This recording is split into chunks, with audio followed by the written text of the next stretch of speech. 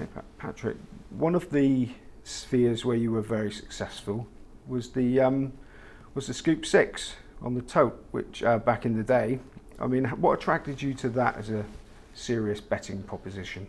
I suppose the size of the pools, there were some massive bonus pools, and it probably quite suited my skill set. It was quite analytical, obviously combining the perms, and also, often the result of race 1 and 2 can affect the probabilities in later races. So, yeah, but it was ultimately something you were able to do in size, and with the big rollovers, sometimes there was money in the pool. In the end, I think at the time they got a bit carried away and made it too difficult and reduced the interest. But it's coming back now because with what we just talked about, with the fact that bookmakers aren't as keen to lay anymore, some of these whirlpool pools are looking really promising, and generally the tote seems on the up. And for two sides, for the recreational punter who's hopes to win but isn't necessarily a consistent winner, the tote are betting for much smaller margins than bookmakers, just obviously the difference, you can't take a price. But also for the serious punter, now you're talking about a situation where you can get on because there's massive pools. So that's certainly something I'm going to be giving some focus to in terms of looking at those pools again now that they're bringing in some really big pools with the co-mingling from abroad. But yeah, back in the day, it was say the size of the rollovers and that sort of thing. It was irresistible.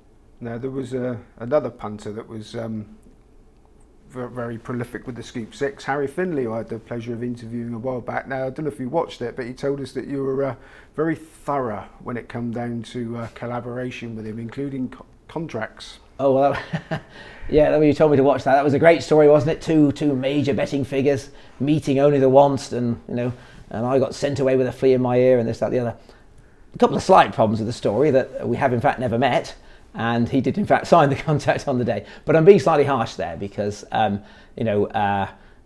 sense of what Harry was saying there is true, that we are two very, very different people in terms of how we would play our hand, and he would be very keen to trust in that situation a complete stranger and rely on the sort of word of bond and that sort of thing. In the end, if you did that for enough years, there would be a time when somebody collected the £1 million or whatever and didn't pay. And there was a previous episode where people wanted to accept fax signatures with no passport verification, and I said no to that, and I always wanted things done properly. But I'm the type of person, if somebody did run off with £1 million, I wouldn't be able to let it go. I wouldn't break the law, but if I had to find myself 3 years later in Honolulu having put 600 hours into finding the person, and by then I had people wandering up and down outside their offices with sandwich boards reporting what they'd done, if that's what it took to get paid, I would waste it, because I just wouldn't really be able to accept that. So yeah, different people, as I say. Harry's a hugely charismatic figure that's bright and embracing, but he'd have a more free way of doing that, and I think he's happy the way he does it. I'm happy the way he didn't seem very keen on the way I did it, but like I say, different people do it different ways. Now, without harking back to the good old days in inverted commas too much, in your early days you used to ply your trade on course and do battle face to face. Do you miss looking into the whites of Stephen Little's eyes when having your nap on?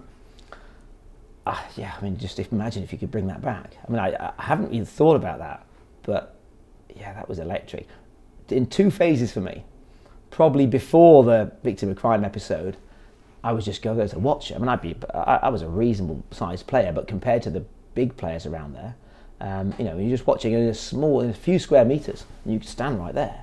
You'd have the major players, layers and layers, betting in huge sums, and you could just watch it all unfold in front of you. And the atmosphere was electric. And then, as I say, when I came back, at that point, not on course that often, because I tended to still keep a low profile and prefer when people didn't know what I backed. But there were occasions, when it was more enjoyable to have it done in real life, to get on at the track on those days when you could. I really enjoyed that. And it's a shame that those big sums, it's the same amount of layers, the sheer amount of layers willing to play for big sums. It's a shame that's gone. But for those that still bet at the races, it's definitely an attractive thing. Now, we talked earlier that you some of your biggest coups were around your own horses. So are you still involved with owning horses? I say not in betting terms anymore. Outside of the change in the way racing is viewed, It's also, as I say, the markets are much smaller, but I've definitely moved more into the bloodstock side. It's a very poorly kept secret now, but Waverley Racing that owned those, that was nearly all my syndicate, so I was the majority shareholder in all those. Manuel de Vega, Antonio de Vega, Feliciano de Vega that the Waverley Racing owned, and that was about using my skills, alleged skills, to spot some value in the bloodstock market. At the time, I was very confident that Lope de Vega was a much underrated sire. He was €50,000 at the time. He's now 125,000, and I think he'll rise further from there. And so that was a situation where, instead of having to get a bet on, there was another way of exploiting that. And that's something I'm keen to do more of. As I say, those markets are sizable, and I'd like to think I have some skills there. The analytical techniques I've used in betting are very useful in assessing what's underrated about a pedigree, and also about, I suppose, the game theory of how you play your hand in those situations, how you play your hand in choosing and bidding and everything from there. And then, of course, in the future, I'm unlikely to be racing horses to the same extent. I'm probably more interested in, the likes of Manuel or Antonio, will have progeny and they'll be for sale, because there's far more wealthy people than me able to take the chance on getting a good one. So I'm more interested perhaps in producing. I'm sure there'll be a bit of owning along the way if I find something I want to buy, but mainly that interest will be trying to put it together from scratch. Choice of mare, sire, that sort of thing. So yeah, that's certainly, and as I say, with the possibility that betting markets might contract further, and I'm finding there's a few people are tapping me on the shoulder and perhaps aware of the odd thing I've done, and keen for me to help them. So yeah, that's probably a growth thing for me going forward. Yeah. Okay, so you've seen racing from a punter's point of view, an owner, and now a breeder. So how do you feel about the state of racing these days, and what would you do to improve it? I was hoping you'd say that. I've got on the list, Simon. If you didn't ask that question, I was probably going to have to ask my own at the end and demand a forum. People have heard a little bit about on one subject from me before, but I have got a bit new to say on that subject. It's no secret that I'm very against the size of the fixture list. It surprises me that some people have still refused to accept this. The bookmakers have been very, and even some of the authorities have been very sort of determined not to give way to this, despite the overwhelming evidence that it's not what their customers want. There's a chap, I follow racing Twitter. I don't play on there myself, but I do follow it. And there's a chap on there, he's probably the best known Twitter person that works for the major bookmakers. A tremendous contributor. His ability to come on with good sense, how he copes with some of the people on there, I do not know. But his ability to talk amazing good sense about horse racing, about the form, be it about other aspects of the racing politics, about general politics and life, amazes me how, you've got somebody there who can talk so much sense. And then just there's this one little blind spot when it comes to fixtures, that when you've stuck to a position for so long, that in the end, the fallacy that bookmakers' data justify this fixture list is just plain wrong. That, sure, you could prove that when there were 4 meetings in a day, you had more turnover than days with 3 days, the meetings with 3 days, so days with 3 meetings. But that's in the short term. It's a simple fact of economics as well as the maths, that if you massively increase the supply, you will have more demand in the short term. But as a matter of mathematics, that proves nothing in the long term. And from an economic point of view, it's widely known that when you ramp up supply, that demand often tails off. But yet this incorrect extrapolation of the data has sustained for decades, and more fixtures, and it is simply wrong. And the customers, it's almost unique in the world of sport or elsewhere, that a situation where the customers are banging the door saying not. There was a Horse Race Bettors Forum survey, massively against the size of the fixture list. Racing TV did a survey, massively against the fixture list. I think it was Maddie Player of the Racing Post put a tweet on saying, what would you change about racing? Just open the subject completely, not about fixtures. And the answer, reduce the number of fixtures from, largely punters and racegoers, reduce the level of fixtures, was hundreds of % more popular than any other answer. And yet this continues to be ignored, as if the customer can just be rammed more and more what they don't want.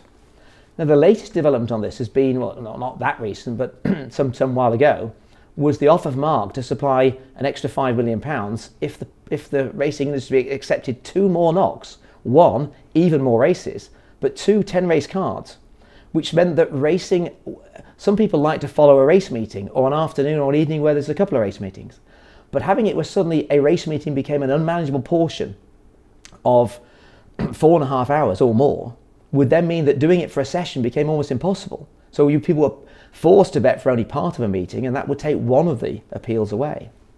People said, but it's 5 million. But you add up all the money put into horse racing, from punters through the levy, through media rights, through owners, through purchasing horses, through training the horses, through racegoers, sponsors. You add all those sums of money together, and in a year it would come to hundreds and hundreds of millions of pounds.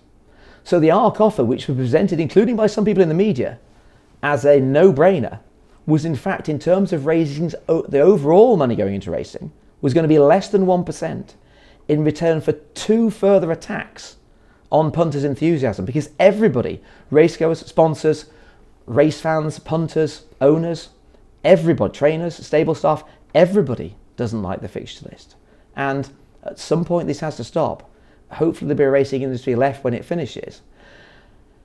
There needs to be seasons as well. The most popular growth sports have had some sort of break. Now, I suggested maybe having 2 to 4 weeks off. And someone said, again, normally a fine contributor said, well, that would cause chaos in the industry. But we already have nearly a week. And obviously my starting point was 2 weeks, so it's only an extra week to have 2 weeks off at the start of this. I think it's 6 days at the moment. And in that 2 weeks, you have time to preview, you have time for appetite to build. But then when you start, you need to incentivize Doncaster to turn the Lincoln meeting into the BHA gives them a big financial incentive to turn the Lincoln meeting into a jumps fixture, maybe a Northern Jumps Festival. And you start somewhere out the Craven meeting so it doesn't start with a whimper. And then you have to have clearly defined stages. Stage 1, Stage 2, the Guineas, etc. Chester 3, York Dante 4, clearly defined stages.